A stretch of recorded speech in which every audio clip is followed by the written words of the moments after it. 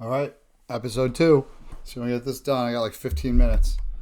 Um, so episode 2, social media, right? If you know me now, you know I'm like trying to be on social media task force. I'm uh, trying to get the word out on what I think is happening, right? I think social media is something we all are against, right? We all want our kids to spend right now. They spend 4 to 5 hours a day on social media. We want it to be less, right? I don't think anyone's going to talk about how they want like more social media. Maybe they are. Again, here for conversations, here for feedback, right? And I didn't say this in the first one, but like I got a list of ideas of things I'm going to talk about. But obviously, anyone from home, from Chatham back in the day with like middle school stuff, or what you're going through now with your kids, anyone from Medfield, any topics, like I'd love to have a co-host, right? Like I want to have a podcast for just like Wellesley, Medfield, and Chatham, right? And just the people I root for and care about, and just see if we like can have conversations, so that we can be better parents for our kids, right? So we can like make 2026 like not like easier is probably not the right word, but just make sure we're doing like what we believe in, right? So social media is one of those things, right, where I feel like we all think it stinks, but like we're all on it, all our kids are on it, and stinks is relative, right? Social media is how I'm gonna be able to do this and talk to you guys. So I obviously get the irony here. Um, but so kids spend 4 to 5 hours on social media just scrolling, right? And they spend 7 to 9 hours total on a screen, right? Generally, loose numbers here. But if we take the 7 to 9, let's call it 9, just because whatever, trying to make my point here. That's times 7 days a week, right? So that's 63 hours. That's a lot. Feels like too much, right? So I'm going to just share a couple stories. I'm going to talk about my Chief World Cup watcher experience. I got, again, like 15 minutes to get through this. But so trying to do the Chief World, well, actually, let me go back to the beginning. I got to give props to Sherry Turkle, who's like a brilliant human in this space, she actually does this research and stuff, but she had a TED talk in like, I want to say like 2011. And I used to like take time out of every math class to show it. This has been on my radar since I've been teaching, right? So it's been like 15 years. And that long ago, before social media, right? Before social media was even a thing, which is like the topic or title of this episode, I guess. Sherry Turkle had a TED talk, and she might have written a book too, but I don't read that many books. And it's called Alone Together, right? And it's just how these devices, how we're here, we're sitting next to each other, but we're just alone because we're just in our phone. And the two things that stuck with me from her talk was the idea about instant gratification, which again, as a coach and teacher, that one kills me, right? I think kids just want. It is harder for kids to think, right? Like I want to do an episode. Hopefully, I can do more of these. I'll probably do some anyway. But like I understand like the brain science a little bit more about how like is it dopamine or serotonin, but like how that stuff gets released, just like gambling with social media, how that infinite, the unlimited scroll, all that stuff. But I want to talk to someone like smarter than me about it, and I'd love to do that on this podcast in my guest room, so my friends could see it, because it's like it's my life all the time, right? Because I'm around kids, so I'm always trying to get better with the stuff. But the instant gratification thing, it's still so early, which is what scares me so much. Like we know social media is bad. I think you could read Anxious Generations with these books. Some of the science is coming out, right? Like that our kids' brains are being rewired so that they can't stick with problems as long. That means they're not as good in school. That means they're not as good at work. That means they get frustrated easier. Like that's a huge problem, right? And we're not that far into like every like Metro West kid having a cell phone in their pocket. So my biggest fear is I think the data is still like we don't have the data yet that like is going to be even scarier, right? Because the scientists and doctors are however many years behind like right now. But so this was like 15 years ago, Alone Together, instant gratification, and how it was messing up us then. And I don't think unlimited scroll existed then. Like it might not have. So like it's getting even worse. And then the other thing she talked about was like losing the ability to reflect. And this is one, I think if we don't reflect, I think it's hard for us to become better, right? And I do this through my journal, right? Like I started a journal 2.5 years ago. I heard Sherry Turkle 15 years ago.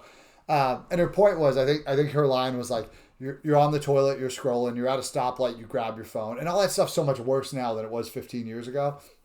And her point was like we've lost the ability to reflect. Like if I'm scrolling every free second I have, then I don't have the time to think about like, did I handle that interaction with the kid well today? When that kid asked me a question today, was the answer I gave correct for that kid in that moment?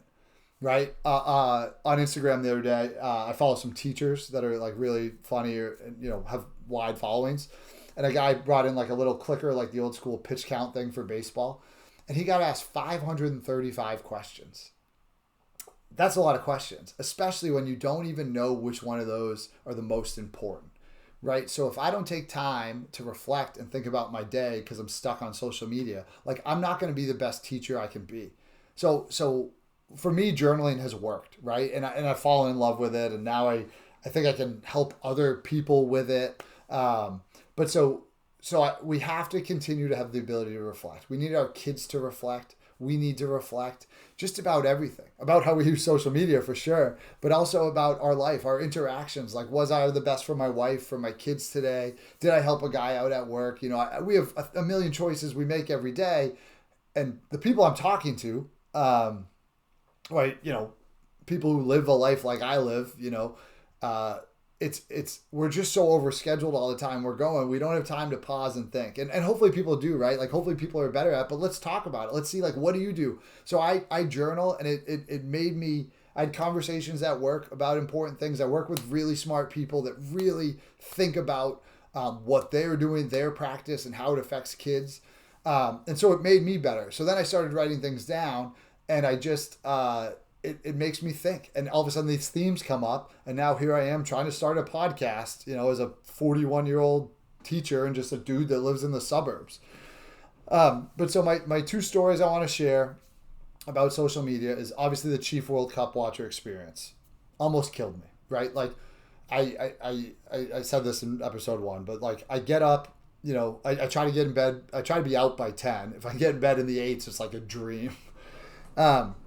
I get up at 5, right, to go do my workout, which is just walking uphill and stretching my back.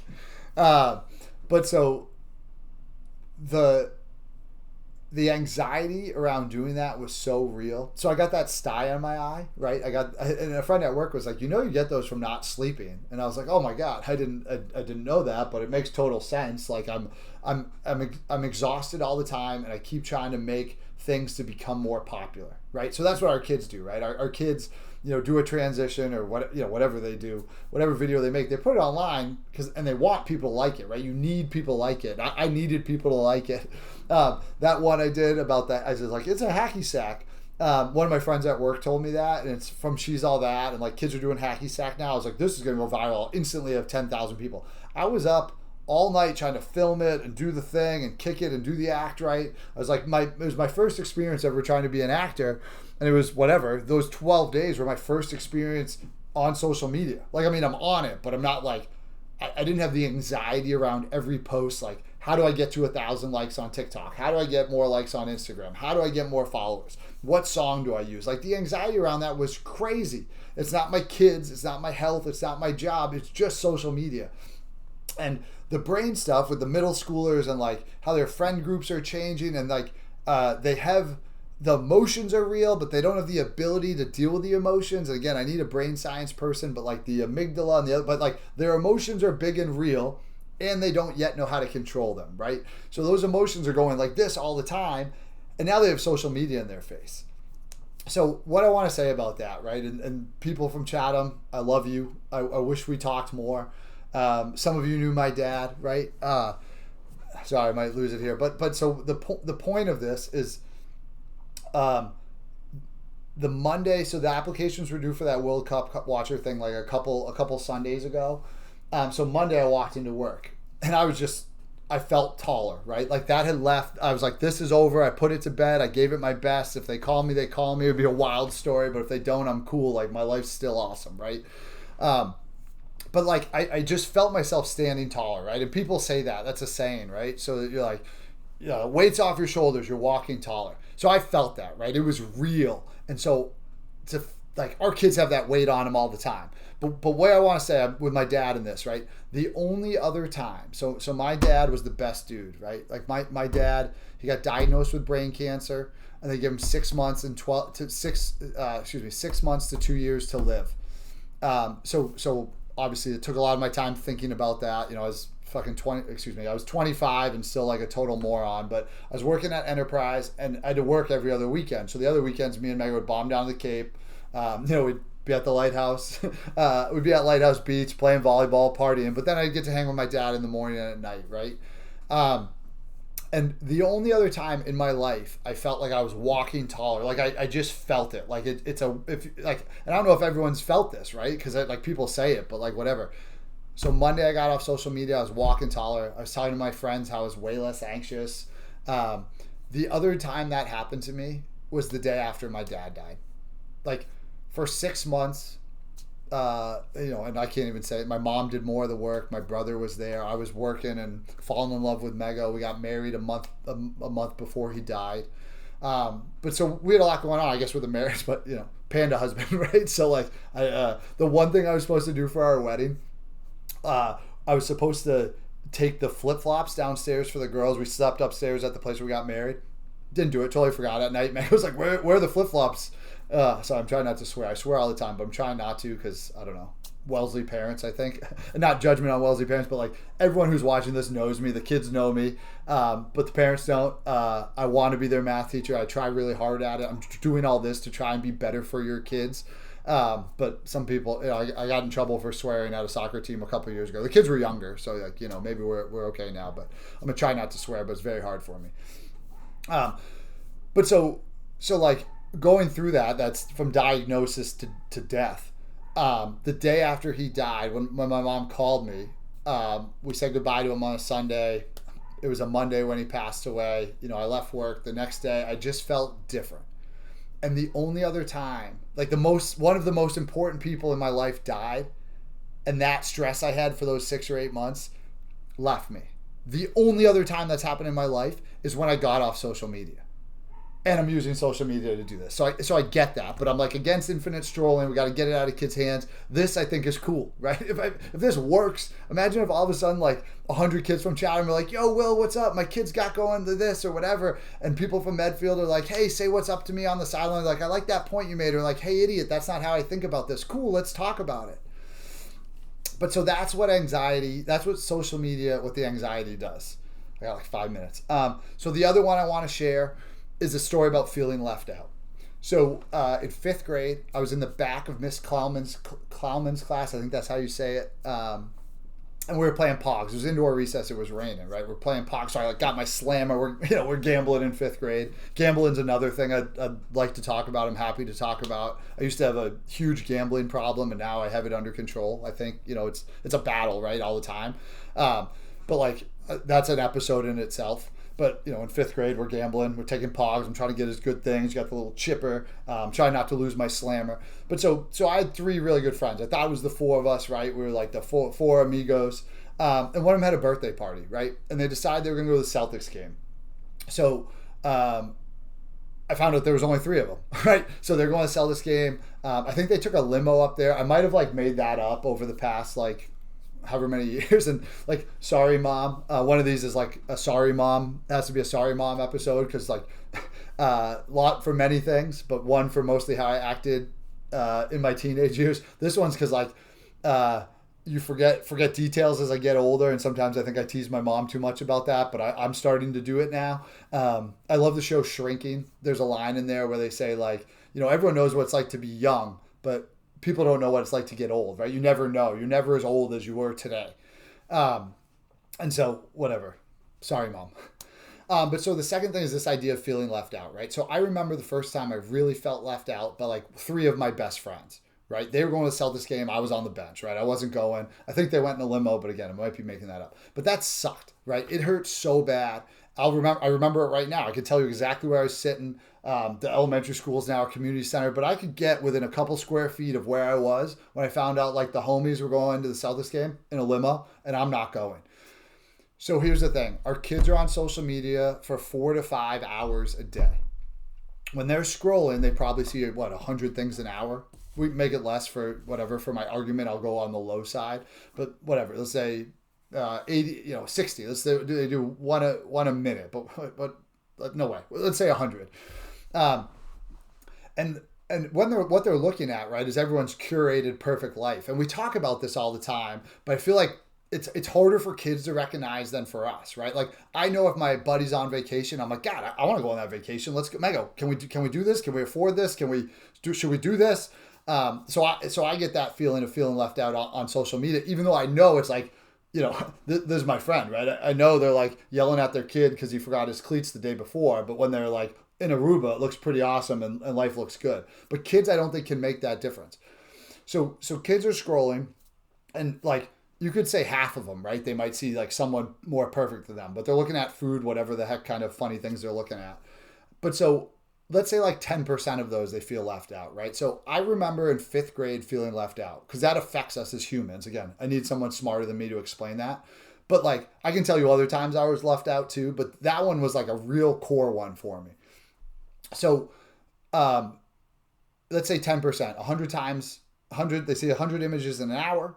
10% of those is 10, 4 to 5 hours. So 40 or 50 times when our kids like having a session, or not having a session, but throughout the day they're scrolling, they feel less than. They feel left out. That sucks. Remember the last time you weren't invited to something? Or remember your 5th grade, like you're, finding out there were 3 amigos when you thought it was 4 at indoor recess playing Pogs? Like, that's a big deal. And our kids get that all day, right? They're never the prettiest. They're never the smartest. They can't do the best skateboard trick. They can't do the best, around the world juggling. But when they're scrolling, a lot of those images, they feel less than. Oh, I got to go get Dylan. But those are my 2 stories. The time, I mean, we all know social media is bad, right? Again, I think this is not an easy one. It's super hard, but like, I want to talk about it because I don't think people are for it. My 2 stories are, I had so much anxiety that I walked taller. The last time I did that was 16 years ago when my dad died. So that makes it a big issue for me. I remember feeling that left out in 5th grade. And I know kids scrolling, right, in at home, in school, between sports games in the car, they are feeling left out. They are feeling less than. So they're just, we give them this device that's hurting their brain, right? They're losing the ability to stick with problems because of this instant gratification. They lose the time to like talk and reflect and learn how to talk to people, right? That's a smaller thing we say. But also they're just getting punched in the face over and over again. So I want to talk about it. Like, why do we let them on it? At what age do we let them on it? How do we stop it? Social media is the devil. If you listen to this, I love you. Thank you. And please reach out. If you got my number, text me. I don't know how we'll get the feedback. If it's just in the comments, if we can have a productive conversation like that, I don't know. But we have to try.